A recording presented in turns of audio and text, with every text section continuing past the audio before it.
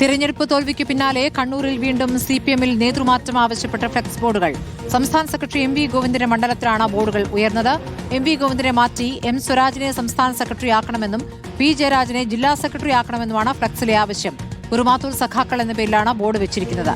എന്നാൽ ഫ്ലെക്സ് ബോർഡുകൾ തള്ളി പി ജയരാജൻ രംഗത്തെത്തി. അഭിപ്രായങ്ങളും വിമർശനങ്ങളും പാർട്ടി നേതൃത്വത്തെ അറിയിക്കണമെന്ന് ജയരാജൻ ഫേസ്ബുക്ക് പോസ്റ്റിൽ ആവശ്യപ്പെട്ടു. ശരത് എസ് വിവരങ്ങളുമായി. ശരത്, ഇപ്പോൾ പരാജയത്തെ തുടർന്ന് കണ്ണൂരിൽ എന്തൊക്കെയാണ് ഫ്ലെക്സ് ബോർഡിൽ വിമർശനങ്ങളായി വന്നിട്ടുള്ളത്? എന്താണ് പി ജയരാജന്റെ ഫേസ്ബുക്ക് പോസ്റ്റ്?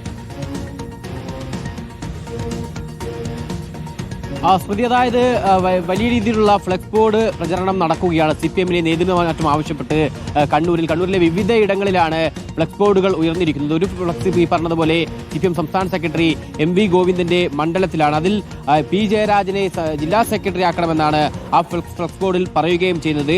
എം വി ഗോവിന്ദനെ മാറ്റി ഇത്തരത്തിൽ എം സ്വരാജിനെ സംസ്ഥാന സെക്രട്ടറി ആക്കണമെന്നും ഫ്ലെക്സ് ബോർഡിലുണ്ട്. ജനങ്ങളെ സേവിക്കുക എന്ന ജോലി വിട്ട് വേറെന്തെങ്കിലും ജോലി ചെയ്യാൻ തുടങ്ങിയാൽ ആ നേതാവിനെ ജനങ്ങൾ കീഴ്പ്പെടുത്തുമെന്ന വാചകവും ഈ ഫ്ലെക്സ് ബോർഡിൽ കാണാൻ സാധിക്കും. ഒപ്പം EMSന്റെ അടക്കം ചിത്രങ്ങളും ഈ ഫ്ലെക്സ് ബോർഡിലുണ്ട്. ഒപ്പം കണ്ണൂരിന്റെ മറ്റ് പല പ്രദേശങ്ങളിലും സമാനമായ രീതിയിൽ പി ജയരാജനെ അനുകൂലിച്ചുള്ള ഫ്ലെക്സ് ബോർഡുകളുണ്ട്. പാപ്പിനിശ്ശേരി ഓട്ടോ സ്റ്റാൻഡിന് സമീപത്തും മറ്റൊരു ഫ്ലെക്സ് ബോർഡ് ഉയർന്നിട്ടുണ്ട്. അതിൽ പി ജയരാജനെ തന്നെ അനുകൂലിക്കുന്നതാണ്. അതായത് വർത്തമാനകാലം ആവശ്യപ്പെടുന്നത് പ്രതിരോധത്തിന്റെ കരുത്താണ്. ആ കരുത്തായി പി ജെ വരട്ടെ എന്ന വാചകമാണ് ഫ്ലെക്സ് ബോർഡിൽ ഉയർന്നിരിക്കുന്നത്. അങ്ങനെ ജില്ലയിലെ വിവിധ ഇടങ്ങളിൽ കഴിഞ്ഞ കുറച്ച് ദിവസമായി ഫ്ലെക്സ് ബോർഡ് പോര് തുടരുകയാണ്. ഇത്തരം പോരിൻ അത് ശരിയല്ല എന്ന രീതിയിൽ തന്നെയാണ് പി ജയരാജൻ ഫേസ്ബുക്ക് പോസ്റ്റിൽ കുറിക്കുകയും തിരുത്തൽ ആവശ്യപ്പെട്ട് അണികൾ രംഗത്ത് വന്നിരിക്കുകയാണ്. ശരത് എസ് ആണ് വിവരങ്ങൾ നൽകിയത്.